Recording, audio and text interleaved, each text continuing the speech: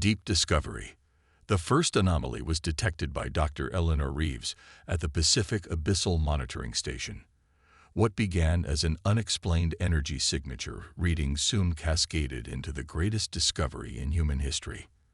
"I'm telling you, Marcus, these readings don't make sense," Eleanor said, pushing her glasses up the bridge of her nose as she stared at the monitor. The soft blue glow of the screen illuminated her face in the dimly lit observation room. "This isn't seismic, it's not volcanic, and it's definitely not marine biology." Dr. Marcus Chen leaned over her shoulder, his brow furrowed. "Could be equipment malfunction. We're 5 kilometers below the surface. Pressure does strange things down here." For 3 consecutive weeks, across multiple sensor arrays, Eleanor shook her head. "Something's down there. Something. Artificial." Within days, similar anomalies were reported from deep-sea monitoring stations around the world. The Mariana Trench, the Puerto Rico Trench, the Java Trench, the South Sandwich Trench.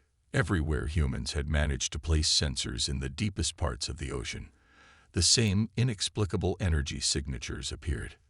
The United Nations Security Council convened an emergency session.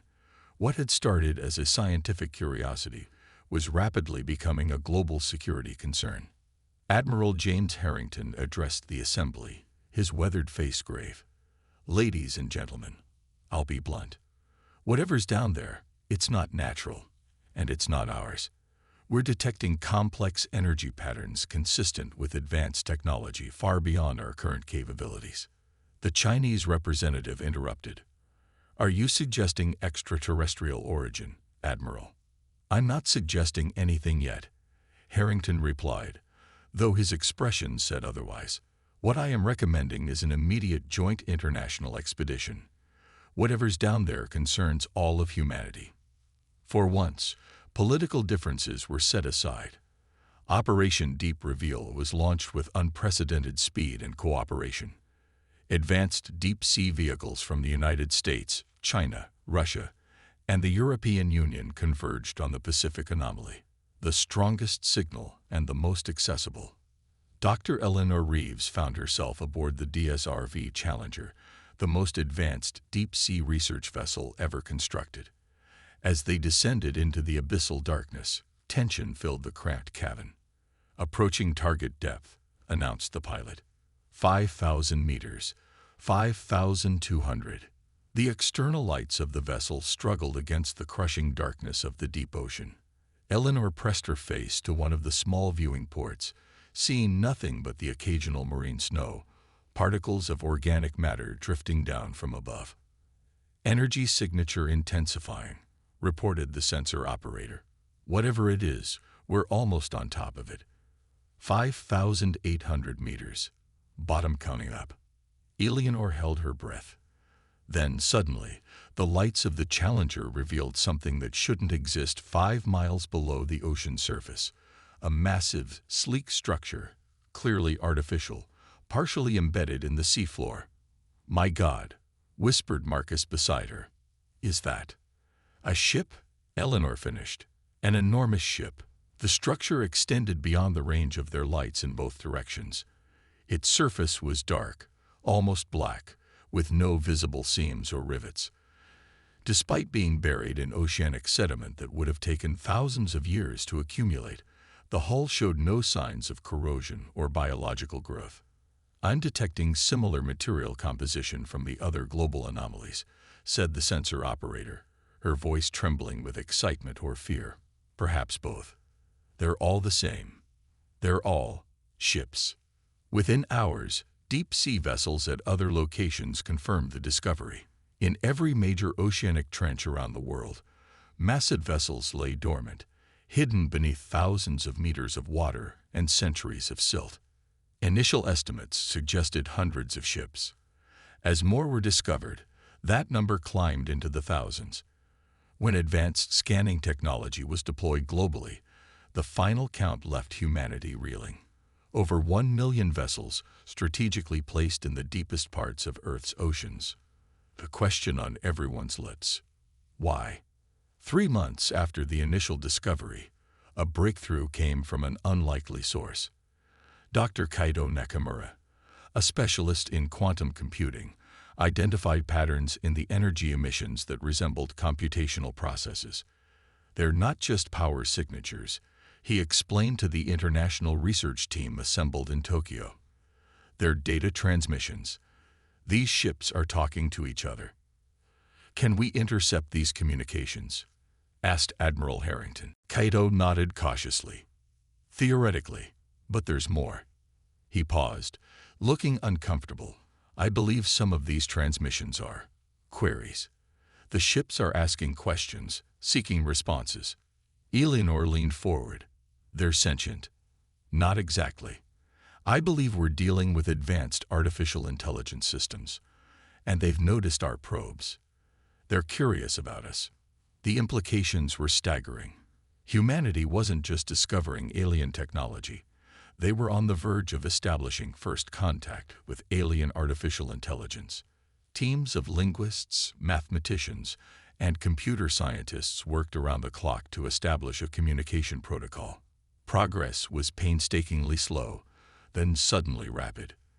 The alien eyes, once they recognized human attempts at communication, proved eager to establish dialogue. The first coherent message, received exactly 4 months after the initial discovery, was deceptively simple. Greetings, inheritors. The custodians await your questions.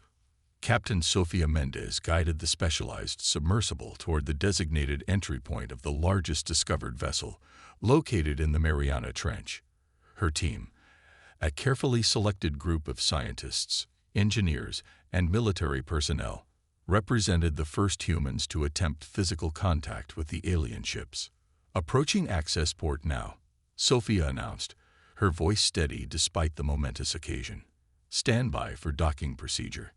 The enormous vessel had revealed an entry mechanism once communication had been established.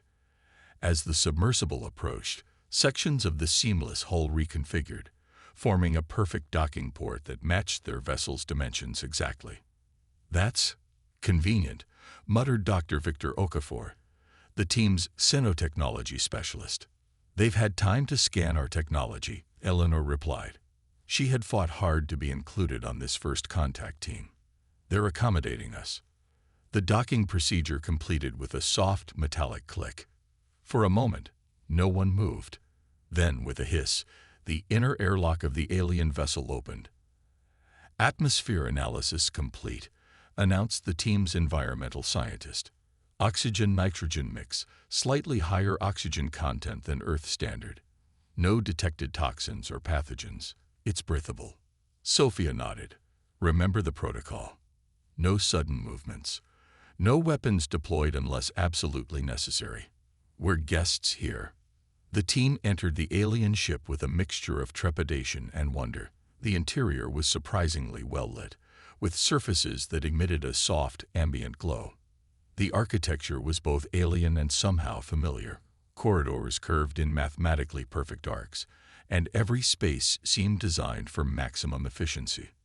No chairs, no obvious controls, Victor observed, scanning everything with specialized equipment. Whoever built this didn't have human physiology. They were guided deeper into the vessel by subtle lighting changes in the walls, eventually reaching a vast central chamber. The room was dominated by a pillar of shifting light, blues, greens, and whites swirling in complex patterns. "Hello, inheritors," came a voice from everywhere and nowhere at once. The pillar of light pulsed in sync with the words, "I am Custodian Prime, Administrator of the Guardian Fleet." Eleanor stepped forward, designated as the team's primary communicator. "We are representatives of humanity, the dominant species of Earth. We seek to understand why your vessels are here, on our world." Your world, the light pulsed, the voice melodic, and without emotion. Yes, Earth has always been your world. The Guardian Fleet was entrusted to your world by the progenitors to await the day when the inheritors, you, would emerge as a spacefaring civilization. The progenitors, Eleanor asked. Who were they? The progenitors were the first advanced civilization in this galactic sector. They achieved technological singularity approximately 300,000 of your years ago. As they transcended their physical forms, they left behind guardians and gifts for promising young species. Earth was identified as hosting such potential. Sophia exchanged glances with Admiral Harrington, who had insisted on being part of this first contact. The implications were enormous. "These ships," Harrington asked, "what is their purpose?" The light column shifted to deeper blues. The Guardian fleet serves multiple functions: defense, education, transportation, advancement. The progenitors believed that promising species should be given tools to survive the dangers of the cosmos, but only when they had proven themselves ready by discovering these tools through their own initiative. "And you believe we're ready now?" Eleanor asked. "You have found us," Custodian Prime replied simply. "The act of discovery is the first test. Your methods of approach and communication represent the second. You have shown caution, cooperation, and curiosity, traits the progenitors valued." Victor was busy scanning the chamber with his instruments. "The technology here, it's incredible. Energy generation systems unlike anything we've theorized. Materials that shouldn't be possible. Computational systems that make our most advanced quantum computers look like abacuses. All this was meant for us?" Admiral Harrington asked, struggling to keep the strategic implications from overwhelming his scientific curiosity. "For the inheritors of Earth, yes," Custodian Prime confirmed. "Though the progenitors left similar guardians on 17 other worlds in this galactic sector. You are not alone in receiving this inheritance." That revelation sent a shiver through the team. Humanity wasn't just confronting the reality of advanced alien technology. They were learning they weren't unique in being chosen. "Have any of these other inheritors claimed their guardians yet?" Harrington asked carefully. 3 species have successfully activated their guardian fleets within the last 12,000 years, Custodian Prime replied. "They now form the core of what you would term a galactic civilization." Eleanor felt a chill run down her spine. "Are they aware of us?" "They are aware of Earth as a potential civilization world. They are not yet aware that you have discovered your guardian fleet. When this vessel fully activates, a signal will be transmitted. The others will know." The implications hung in the air. Humanity was about to announce its presence to the galactic community, ready or not. "Can we delay that signal?" Harrington asked cautiously. "That is your right as inheritors," Custodian Prime acknowledged. "The signal can be postponed until you deem yourselves ready." The progenitors valued self-determination above all. Relief visibly washed over the Admiral's face. "Then we need time. Time to understand what we found. Time to prepare. Time," Custodian Prime pulsed softly, "is a luxury the progenitors wish to provide to all promising species. You may proceed at your own pace. However, I must inform you that statistical models suggest other intergalactic entities may detect your civilization independently within 20 to 50 of your years. Not all such entities share the progenitors' benevolence." And with that sobering warning, humanity's greatest challenge and opportunity was laid bare. 1 million advanced starships, hidden beneath Earth's oceans for millennia, waiting to be claimed. A gift from a long-vanished civilization. A responsibility that would transform human society forever. And perhaps most importantly, a ticking clock before humanity's presence became known to potentially hostile forces among the stars. The question was no longer just, why are these ships here? But what will humanity do with them? The race to claim humanity's inheritance had begun. Galactic emergence. 5 years passed in a blur of frantic activity. The discovery of the Guardian fleet transformed human civilization at a pace that left even the most optimistic futurists breathless. General Diana Rice stood at the viewport of Lunar Command, gazing at the massive shipyard that now orbited Earth's moon.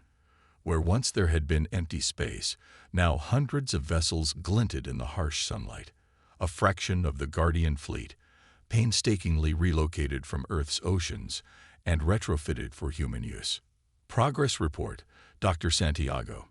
she said without turning around. Dr. Alejandro Santiago consulted his tablet. Integration of human control systems is at 89% across the fleet. We've successfully adapted 372 vessels for full human operation. Another 1,500 are in various stages of retrofitting. And the advancements? Revolutionary, as you know. Santiago couldn't keep the excitement from his voice. Medical technology has eliminated most major diseases. Clean energy production has increased global output by 400%. Quantum communication networks have replaced the internet. And the manufacturing techniques we've learned. He trailed off, gesturing at the shipyard. We've compressed centuries of development into half a decade. Diana nodded, her expression remaining neutral despite the pride she felt. Humanity had risen to the challenge magnificently. After the initial panic and the inevitable political squabbling, an unprecedented era of international cooperation had emerged. The United Earth Defense Force had been formed, combining the military and scientific resources of all major nations. The Guardian Fleet was too important, too powerful to become the property of any single country. And what about our visitors? She finally turned from the viewport to face Santiago. His expression tightened. Long-range detection systems confirm they entered the solar system 6 hours ago. Current trajectory puts them at Earth orbit in approximately 12 hours. Identification confirmed. The Krell hegemony. According to Custodian Prime's database, they're not one of the 3 species that found their guardian fleets. They're aggressive expansionists. Diana's jaw clenched. The Krell weren't supposed to happen yet. Custodian Prime had estimated decades before humanity would face extraterrestrial contact. They'd been preparing, but not fast enough. Tell me they don't know about our fleet. Santiago shook his head. We don't believe so. We've kept the activation signal suppressed, as planned. All indications suggest they consider Earth a routine expansion target, a primitive world ripe for conquest. Then they're in for a surprise. Diana straightened her uniform. Implement Defense Protocol Lazarus. All retrofitted Guardian vessels to combat readiness. Deploy stealth observation units to monitor the Krell approach. Yes, General. Santiago hesitated. Should we attempt communication first? Diana fixed him with a level gaze. Of course, Doctor. We're not barbarians. We'll attempt peaceful contact as per protocol. But the Krell database entry was quite clear about their standard operating procedure for primitive worlds. She turned back to the viewport, watching as lights began activating across the lunar shipyard. We'll talk, but we'll do it from a position of strength. The Krell arrival was as intimidating as it was theatrical. Their capital ships, massive constructions of crimson metal and jutting weapon emplacements, took position around Earth in a perfect containment pattern. Smaller vessels deployed to lower orbits, scanning the planet's surface. From his position on the bridge of the UES Defiant, Major Jack Harper watched the alien fleet with professional detachment. The Defiant, previously designated Guardian Vessel 7291, was one of humanity's first fully operational adaptations of the ancient technology. From the outside, it still resembled its original sleek obsidian design. Inside, it had been completely reconfigured for human use, and it was currently hidden behind Mars, along with 30 other Guardian vessels, cloaked with technology the Krell couldn't detect. They're broadcasting, sir, reported Lieutenant Zhou Chen from the communication station. Standard radio frequencies. They're literally using our own communication methods. Harper nodded. They think we're in the radio age. Put it through. The main screen flickered to life, revealing the first human glimpse of a Krell. The alien commander resembled a bipedal reptile, with scaled skin, the color of burnished copper, and 4 yellow eyes arranged in a diamond pattern. Its uniform appeared to be a combination of metallic fabric and actual cybernetic implants merged with its body. Inhabitants of Sol 3, the Krell announced, its mouth moving oddly in sync with the English words. I am Supreme Commander Vexcar of the Krell hegemony. Your world has been selected for incorporation into our glorious empire. Surrender your planetary leadership to our landing forces, and your transition to protectorate status will be peaceful. Resistance will result in significant population reduction. You have 6 planetary rotations to comply. The transmission cut off abruptly. Charming fellow, Harper remarked dryly. General Reyes, are you receiving? Diana Reyes appeared on a secondary screen from Lunar Command. Perfectly, Major. Opinions. Standard intimidation tactics. They're expecting panicked government responses, possibly military attempts with our primitive technology. They have no idea what they're walking into. Agreed. Diana's expression was resolute. Implement Phase 1. Let's show them enough to open real negotiations without revealing our full capabilities. Harper nodded. Understood. Defiant moving to engage. The order went out. Across the solar system, 4 modified Guardian vessels decloaked simultaneously. 1 near the Moon, 1 in Earth orbit, 1 near Venus, and the Defiant from behind Mars. 4 ships against the Krell fleet of over 100 vessels. But 4 ships of a technological level the Krell had never encountered. On the Krell command ship, Supreme Commander Vexkar received the report of the suddenly appearing vessels with disbelief. Impossible, he hissed. The intelligence indicated no spacefaring capability beyond their satellite network and primitive orbital station. The vessels are unlike any known configuration. Supreme Commander, his second reported nervously. Energy readings are anomalous. They appear to be using some form of gravitational manipulation drive. Vexkar's scales darkened with anger. Hail them. Now. Major Harper's face appeared on the Krell view screen, humanity represented by a square-jawed man with calm eyes and an expression of mild interest. Supreme Commander Vexkar, Harper said before the Krell could speak. I am Major Jack Harper of the United Earth Defense Force. We received your communication and would like to propose actual diplomatic discussions rather than threats. Earth is not the primitive world your intelligence suggested. Vexkar fought to maintain his composure. This was unprecedented. Pre-spacefaring civilizations did not suddenly produce advanced vessels that could appear from nowhere. Your technology, he said carefully, it is not of your making. Harper smiled slightly. All technology is built upon the discoveries of those who came before. We've had some excellent teachers. But perhaps this conversation would be better continued in person. We're preparing a neutral meeting facility on our moon. Unless, of course, you prefer to reconsider your position and leave our system peacefully. The implied threat was clear. Vexkar's 4 eyes blinked in sequence, a sign of agitation among his species. We will meet, he finally said. 2 planetary rotations. I will bring an escort of 10 warriors. Excellent, Harper replied. We look forward to more productive discussions. As the transmission ended, Vexkar turned to his battle strategist. Analysis.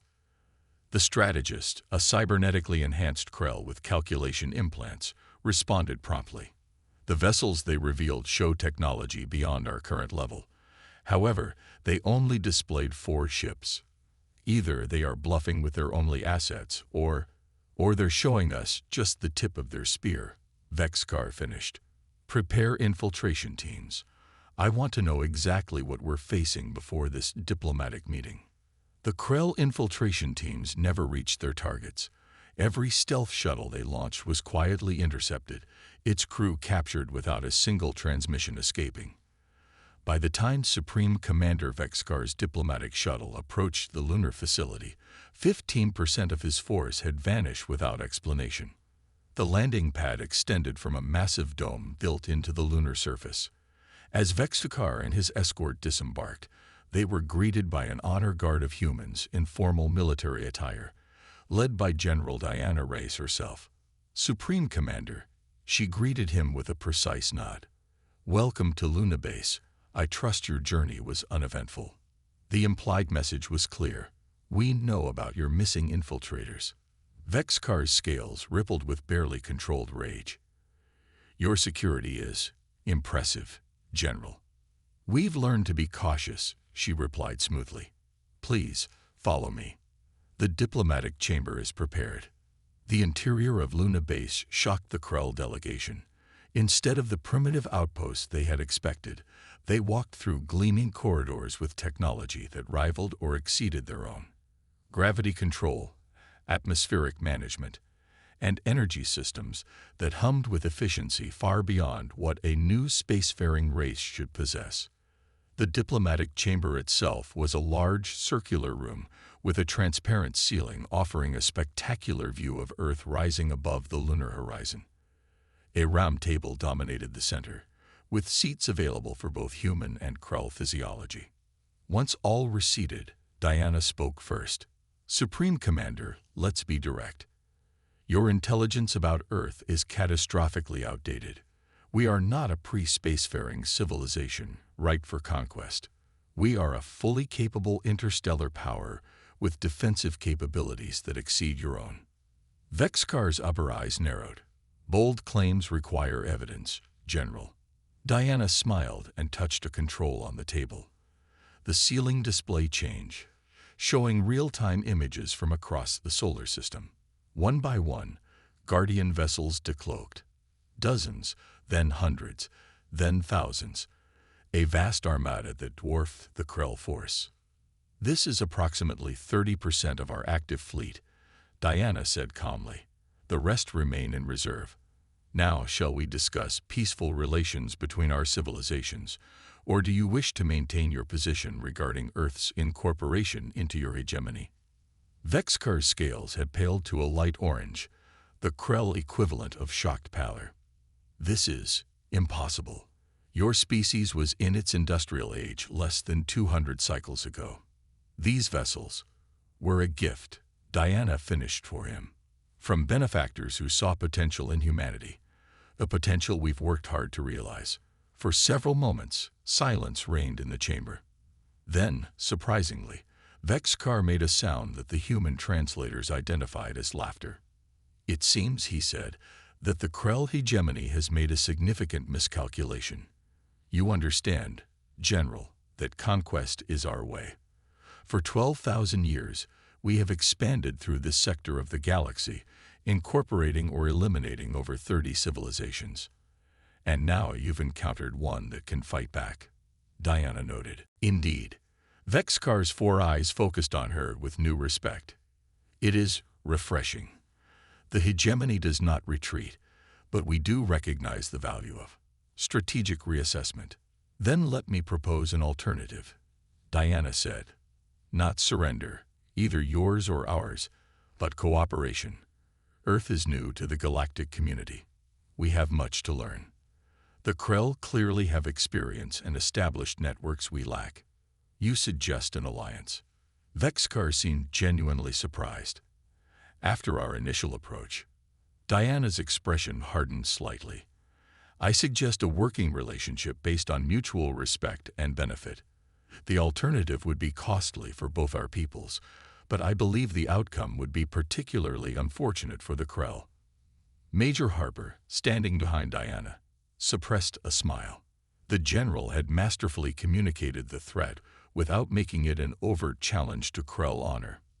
Vexkar was silent for a long moment, his scales shifting through patterns that the humans couldn't interpret. Finally, he placed both hands on the table, a gesture of openness in Krell culture. "The hegemony has never formed an equal partnership with another species," he said slowly. "But the hegemony has also never encountered a species that revealed themselves as you have, with strength, but also with restraint." He made a gesture, and one of his aides placed a small crystalline device on the table. "This contains navigational data for the major powers in this sector of the galaxy. Consider it a welcoming gift. I will return to my fleet and recommend to the Sovereign Council that we establish formal diplomatic relations with Earth." Diana nodded, recognizing the significance of the gesture. "We appreciate this first step, Supreme Commander, and we look forward to a productive relationship." As the Krell delegation prepared to depart, Vexkar paused beside Diana. "Your ships," he said quietly. "Their design is familiar to our historians. There are legends among the elder races of vessels left by the ascended ones, what you called benefactors. Most believe them myths. And now, Diana asked. Now I wonder what other myths might prove true, Vexkar replied. And I am grateful the Krell discovered this truth through diplomacy rather than defeat. He lowered his voice further. Not all powers will be so pragmatic. The Novan Collective, in particular, would view your fleet as a threat to be eliminated rather than a reason for respect. Then we appreciate the warning, Diana said, and the beginning of trust between our peoples. After the Krell departed, Diana stood with Harper on the observation deck, watching the alien fleet break orbit and accelerate toward the outer solar system. Think they'll keep their word? Harper asked. I think they're practical enough to recognize a superior position, Diana replied. But Vexkar was right about one thing. Not everyone out there will be so pragmatic. She turned away from the viewport, her expression resolute. We've bought time and made our first non-hostile contact. Now the real work begins. Humanity needs to be ready when the next visitors arrive. Harper nodded. At least we have 1,000,000 ships to help make our point. Ships aren't enough, Major, Diana said quietly. We need what's always made humanity special. Adaptability, ingenuity, the ability to think beyond conventional approaches. She looked back at the retreating Krell fleet, now just distant points of light. The progenitors didn't leave those ships because we needed their technology. They left them because they saw something in us worth preserving. Something unique. That's what will secure our place among the stars. Not inherited weapons, but the distinctly human spirit that made us worthy of the inheritance in the first place. As if in answer, a communication alert sounded. Lieutenant Chen's voice came over the intercom. General, we're receiving a transmission from deep space. It's not from the Krell. The signal pattern matches descriptions in the Guardian database of the Novan Collective. Diana and Harper exchanged looks. The next test was already approaching. Acknowledge receipt, Diana ordered, and alert all Guardian vessels to standby status. Humanity's emergence onto the galactic stage had begun in earnest. The discovery beneath the oceans had changed everything, not just through the technology it provided, but through the confirmation that humans weren't alone in the universe, and more importantly, that humanity had qualities other civilizations recognized as valuable. The Guardian fleet wasn't just a gift of ships. It was a vote of confidence from a civilization that had seen humanity's potential long before humans themselves had recognized it. Now it was time to prove that confidence well placed. As Diana strode toward the command center, her steps were firm and purposeful. Whatever came next, Earth would face it united, armed not just with advanced technology,